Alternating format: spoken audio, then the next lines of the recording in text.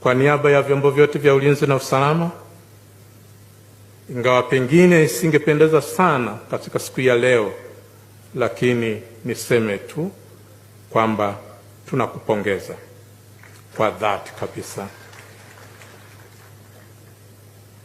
kwa kuapishwa kwako kuwa Rais wa Jamhuri ya Muungano wa Tanzania na Amiri Jeshi Mkuu kwa mujibu wa katiba. Tunashukuru Baraza la Kiswahili limerekebisha kwamba utaendelea kuitwa Amiri Jeshi Mkuu na sio Amirati kama ilivyokuwa inapendekezwa.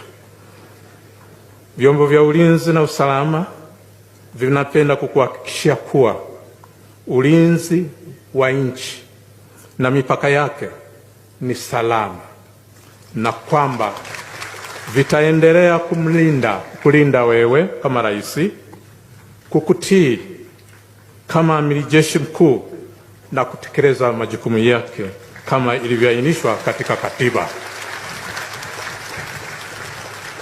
Aidha, vyombo vya ulinzi na usalama vinakuhakikishia utiifu, uadilifu na uaminifu mkubwa kwako Mheshimiwa Rais na Amiri Jeshi Mkuu, kama ilivyo mila na desturi kwa majeshi yetu katika awamu zote zilizopita za uongozi wa nchi yetu kwa manufaa ya ulinzi, usalama na ujenzi wa taifa letu. Tunakutakia afya njema wewe na familia yako yote. Mola akuongoze katika kutekeleza majukumu yako mapya kwa mafanikio makubwa.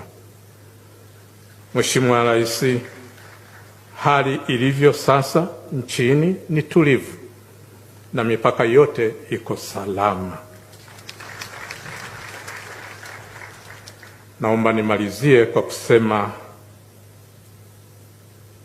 tumwombee Mheshimiwa Magufuli, Mwenyezi Mungu ampokee na akawe mwombezi wetu, na nina imani atakuwa mwombezi wetu na ameshapokelewa. Raha ya milele umpe Bwana, apumzike kwa amani. Asanteni sana.